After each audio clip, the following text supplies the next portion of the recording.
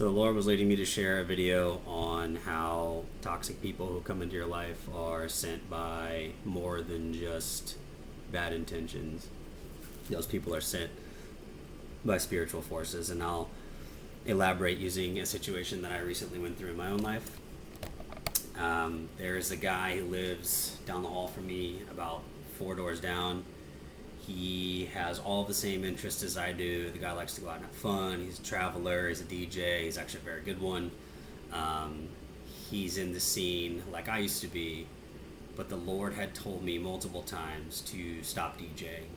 And this is after I had accumulated thousands of dollars worth of DJ equipment. It's my side hustle. It's how I make money. So it's very difficult for me to stop living that lifestyle. That lifestyle was making me drink alcohol.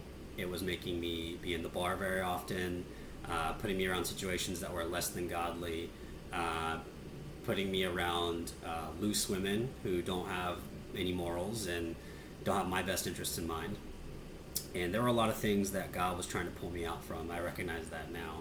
After about a 6-month period of no drinking alcohol and no DJing, staying away from the world, like the Lord had asked me to do, the Lord had commanded me to do, I remember getting up, walking to my door, and as I went to open the door, the Lord said, "Be careful of who you are about to observe outside of this door." I said, "Okay." And as I walked out, I met a man who, again, super cool, has all the same interests as me, and I was like, wow, what a really cool guy. I would love to hang out with him. I kind of ignored what the Lord had said, and then about 2 times after hanging out with him, I realized this guy serves himself 100%, and everything he ever did. He only involved me because he knew that I could take him higher. He knew that with the things I had done in life, or being socially adept, I could bring people into his life, these types of things. So, and I started to realize that I was kind of walking back down an earthly path because of him. And then I woke up and I prayed, and I asked the Lord, who is that? And his response to me was, "Who do you think that is?" And it came to me, Satan. And I was like, whoa, Satan lives in this man? Which is hard for me to hear because he's a very good friend and a guy I like to hang out with. But there were multiple times that I tried to avoid him after that, over the course of about 3 months, where I wouldn't hang out with him anymore. And I'll never forget it. One day I was sitting there playing video games, trying to stay away from the world, trying not to go out and do what the world does, but just stay in my house, studying, kind of like distract myself, if you will. And I heard the words, "Satan's at the door," and then my doorbell rang. And I have a video doorbell, and guess who I saw? I saw that guy from down the hallway and one of his buddies. I did not answer the door. Then 2 or 3 more times I heard the words, "Satan's coming," and the doorbell rang. Not even kidding. So the 4th or 5th time this occurred, I decided I was going to go out with this guy and hang out with him and kind of just ignore that voice, because God is difficult sometimes with us. He seeks perfection. He doesn't really have a halfway. It's all or nothing. So I gave into the temptation to hang out with this guy, and again, he just led me down another worldly path. Luckily, I didn't follow that to its fruition, but I definitely had a struggle because of him. So when I was done dealing with this guy, I kind of realized, that I needed to pray. I asked the Lord, why was this person sent into my life? It was an attack from Satan. Satan knows that I'm walking a godly path and attempting to refocus my life. And so every time I do that, all of the pleasures of this world seek me. I noticed that when I'm a single man, not following God, that I put effort in, and if it be to go have fun or seek, again, worldly desires like women, if you will, which I did that for the majority of my life, which I detest at this point. I think it's disgusting, and I can't believe I was part of it. But when seeking that by myself, I was successful, but I had to try at it. It was something that required effort and intention, and I had to try. But the second that I stopped focusing on it, and focusing on the Lord, it is as if every single demon out of hell was sent after me.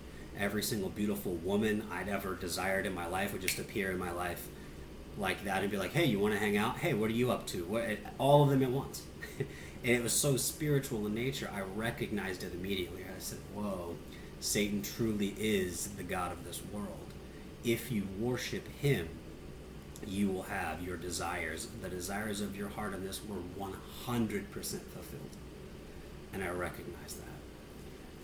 But the Bible tells us this: for what shall it profit a man if he gain the entire world and lose his only soul? Even Jesus was tempted in the desert after the 40 days and 40 nights. The devil came.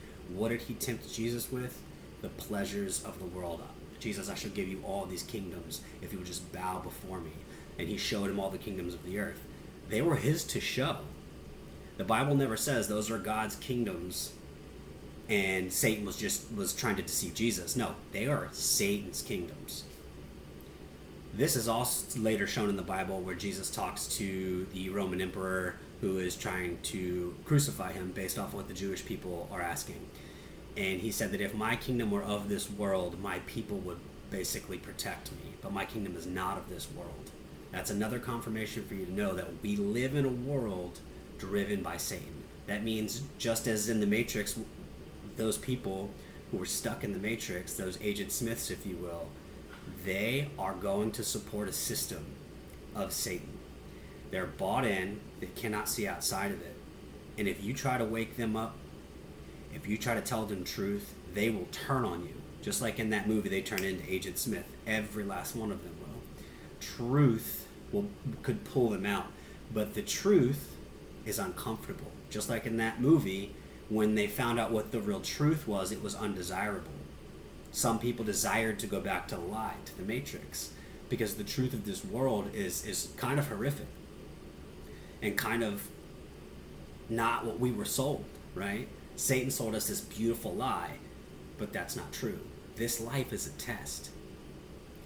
When you're done, the beauty, you see the beauty. When you're done, you understand what you become, what you've created, what you've been allowed to do, what God has blessed you with. You will see that come to fruition. And I'll leave you with this. I think Satan is basically the god of short-term pleasure. If I could say what Satan is in a couple words, Satan is a drug. Satan is heroin. Satan is ecstasy. Satan is marijuana. Satan is that hit, that thing you get that makes you say, oh, this is so amazing. But its eventual outcome is death and downfall and destruction and hangover and horrible repercussion. That is Satan. God is like studying for a degree. It's hard, it's painful, it's not that fun, but when you have it, no one can take it from you. When you have that education, no one can remove that from you. When you have that ability, no one can come against it. It is yours forever. And that is the difference. Do you want to take a drug your entire life? One that satisfies immediately, but you'll need more and more and more and more and more and more and more and more in order to feel the same, and eventually will crush you utterly? Or do you want to take a little bit of pain now, a little bit of obedience now, that leads to life, that leads to a more intelligent life, that leads to a more fulfilling life? That's the two options we have. And again, in so much as that movie The Matrix was a religious representation or a spiritual representation of what we're experiencing, you could take the red or the blue pill. Now, what I would say to you is that both pills are given by Satan.